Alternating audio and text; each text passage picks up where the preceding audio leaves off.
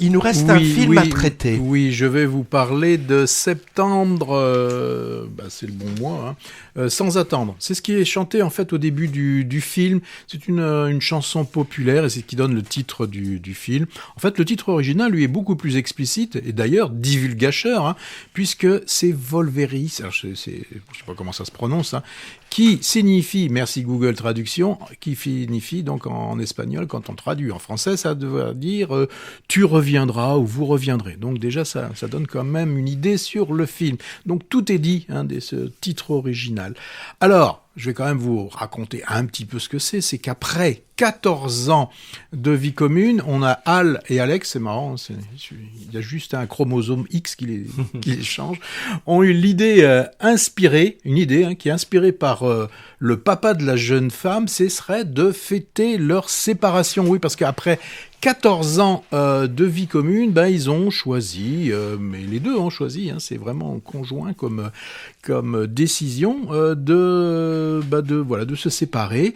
Et bien sûr, ça va laisser perplexe leurs proches.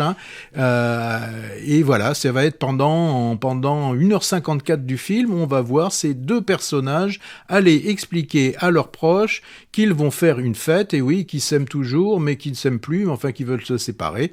Bon, ça se passe 10, 20 fois, 30 fois, voilà. Alors, le réalisateur... Ça, il peut pas le cacher puisqu'il nous le montre tellement de fois. C'est un admirateur de Truffaut. Il insiste bien tout au long du film à reprendre ce que disait le père François. Le cinéma est plus beau que la vie. Alors, dès le début du film, on a le droit à une référence tellement évidente à Domicile conjugal, où on voit Jean-Pierre Léaud qui lisait... Bon, alors Jean-Pierre Léaud, lui, lisait un livre sur les femmes japonaises, et Claude Jade sur le danseur Nourieff. Il va aussi... Alors, il va jusqu'au bout, puisqu'il nous montre, quand dans un voyage à Paris, ils vont au cimetière Montparnasse, sur la tombe du dit François Truffaut. Bon, dans ce film, la seule chose amusante que j'ai pu trouver, c'est une mise en abîme complète, puisque le couple ils travaillent tous les deux dans le cinéma et ils sont en train de tourner le film que nous, spectateurs, nous voyons à l'écran. Bon, ça c'est déjà vu, c'est mise en abîme de ce style. Alors, il y a une autre référence lourde de ce film quand même qui est faite à Rohmer. Alors ça parle, ça n'arrête pas de parler. Même je trouve à côté, Lucchini, il fait autiste, il ferait muet, quoi. Alors tout cela est très long, répétitif. On nous parle des moments, alors je ne sais pas pourquoi, de Nietzsche, Kierkegaard, Liv Ullmann. Bon, certains m'ont trouvé ça charmant. Moi, plutôt que charmant, il y a beaucoup de lettres communes, j'ai plutôt trouvé ça chiant. Et toi, Jean-Louis?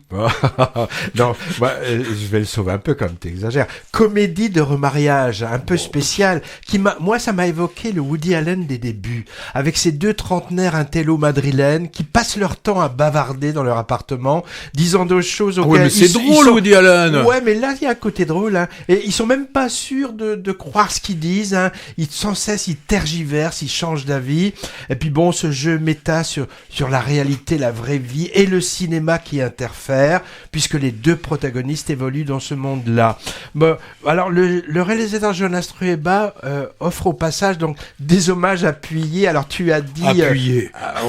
Des citations, Truffaut, c'est sûr, mais bien sûr aussi, alors tu parlais de Rohmer, mais Bergman est amplement cité.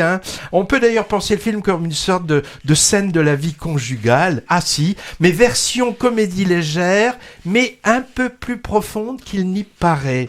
Et puis tu disais Truffaut, alors on peut aussi voir le film comme un ni avec toi ni sans toi, mais qui ne se termine pas du tout tragiquement, comme dans La femme d'à côté. Alors bon, c'est vrai, c'est très bavard, c'est en même temps, et le charme et la limite de ce film. Moi j'ai beaucoup aimé le jeu des deux acteurs, lui avec son charme nonchalant, il m'a fait penser à Hugh Grant, et elle, j'ai trouvé vraiment pétillante aussi. Voilà, c'était pour l'espagnol Septembre sans attendre. Alors, comédie verbeuse qui se regarde le nombril d'un côté, ou bien fine étude psychologique d'un couple, ou les deux en même temps. Chacun se fera son opinion. Fine étude, non mais qu'est-ce que si. Fine étude, mais non. Allez, on brise là.